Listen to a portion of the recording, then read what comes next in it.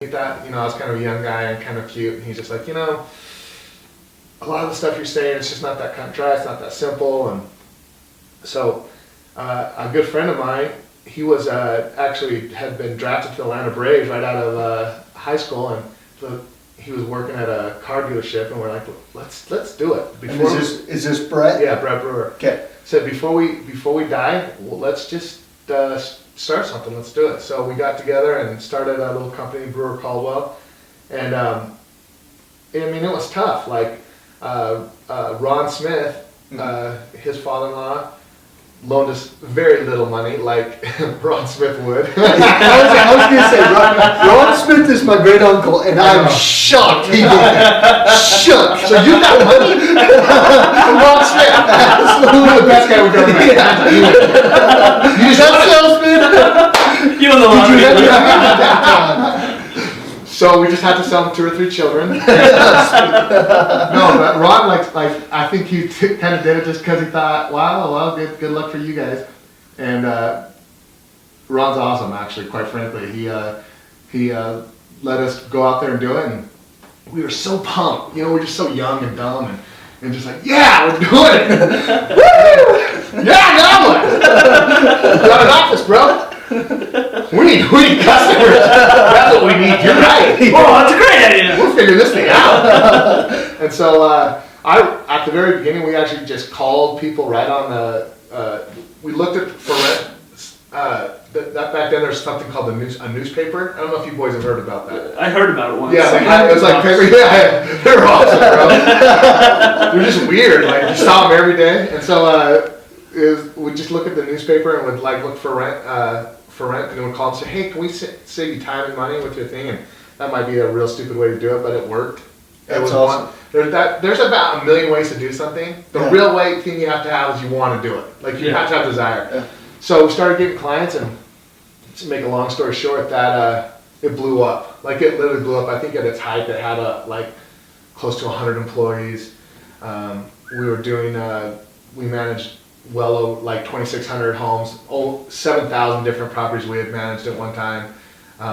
It was just a lot of fun, and then really what it did is it taught me that you really can. So every dollar that I earned, I bought homes, single family homes, and just bought a ton of homes. And then when stuff started kind of going bad, I still had a lot of those homes, and they had a ton of equity way before they started to go bad, like when they're doing really good. So I sold all not all, about 2/3 of them, and it made a significant amount of money. And then I bought a Burger King in Kinston, North Carolina. And when you buy the Burger King, I was just buying, Carol's Corp was the owner of it. I was just buying the real estate. Okay. And so I just bought the thing, and I was able to do a 1031 exchange, so that was just for cash.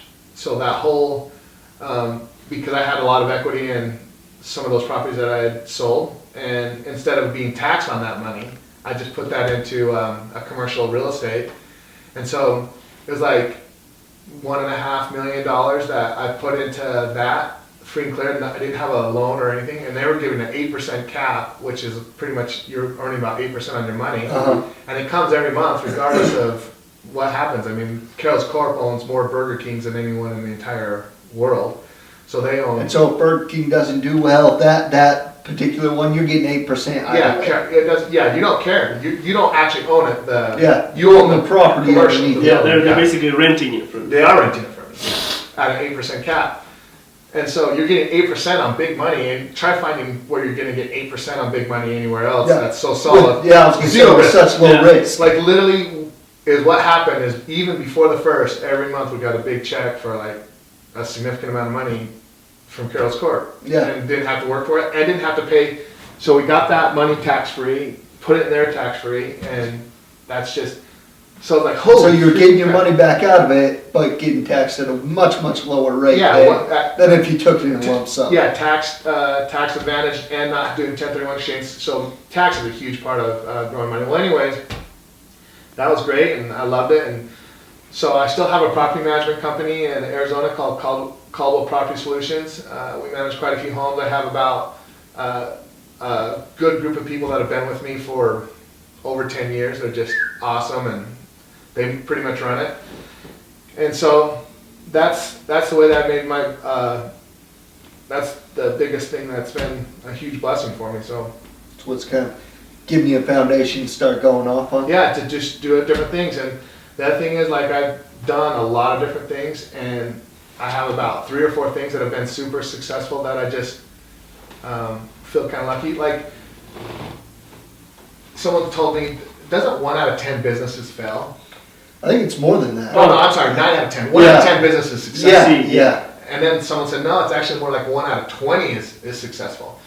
But the instead of that discouraging you, you should really feel like, what's the percentage of businesses that fail if you never start them? Yeah. It's 100%. Yeah. Yeah. Uh-huh. Like, if you don't ever do it, like 1 out of 10, like, so I read all that stuff and read all those statistics, and I was shocked when, you know, I've seen more like 1 out of 5 makes it, which is, and failing is part of success. Like, it's just, people who are afraid of failure, they're just never going to be successful, because it's almost like it's just your foundation. You've got to fail again and again. So if someone says, "Oh, you failed," you really say, "I haven't failed enough." Yeah. I've got a number of times. Yeah.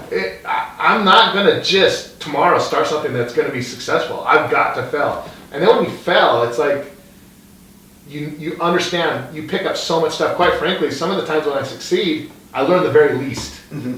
Like, a lot of times, all the success that I've ever had, it's from learning different things and doing stuff a little bit different way, seeing stuff and lucking into different things. But if I had never failed, then I would never have had those successes. Exactly. Because I just didn't even know what to look for or not to look for or whatever. Like, failure teaches you really well. Like, I hope you guys are really listening to what he just said, and if not, roll it back and listen to it again. Yeah, you have to fail. Yeah. And so when people say, "Oh, look, this didn't work," you know, everyone wants to look successful to their friends and have a gorgeous beard and stuff like that.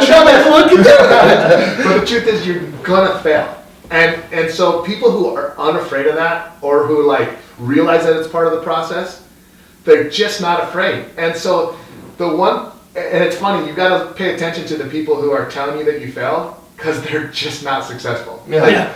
The people who see that you're out there grinding and doing stuff and churning up stuff and figuring things out, you're gonna churn up stuff. Like, there's things. Do you know what I have stopped doing? Is giving people advice on things that, oh, that's tough, that's hard, you're not gonna be able to do that.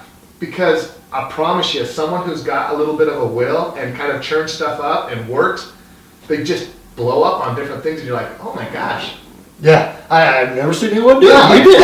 you did that, and it's the way to do it. You just keep working. I mean, it's really the thing, and you keep figuring stuff out. So, Well, dude, I think you hit the nail on the head when you're like, hey, you want to look successful to your friends and people around you, because I think that's where the fear comes from that people have. It's not the actual like thing of like failure. Like, they're fine with that. It's then all of a sudden they're scared of all the judgment that comes around it. Yeah. If you put that behind you, because like you said, that doesn't come from anybody that's up to something. Exactly. Like for real, people who are successful, they're looking at you and go, "Good job, Yeah. you're killing it. Yeah. Hey, you're doing something." Yeah, keep your nose to the ground, keep going. Dude, I did that 6 times. Don't worry about it. Oh, dude, yeah. If you see how many times I failed, like I just told you you know what's funny is, so I love you, like go and talk to people all the time who are successful. I think you're a genius for doing that.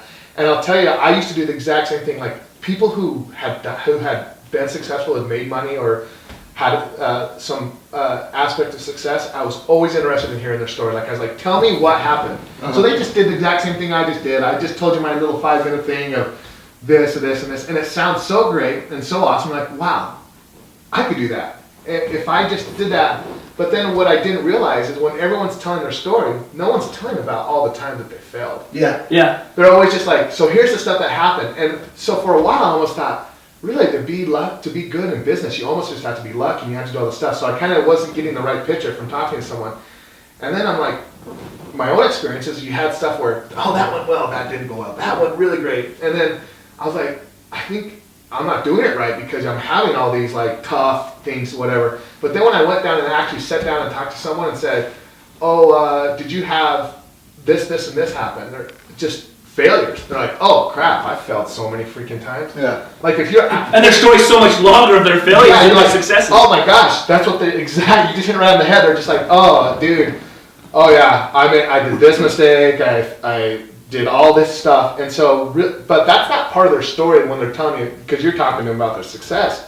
But all of them have failed, and it's just literally that kind of courage to keep saying, I'm going to find something better, I'm going to tweak it, I'm going to do this better.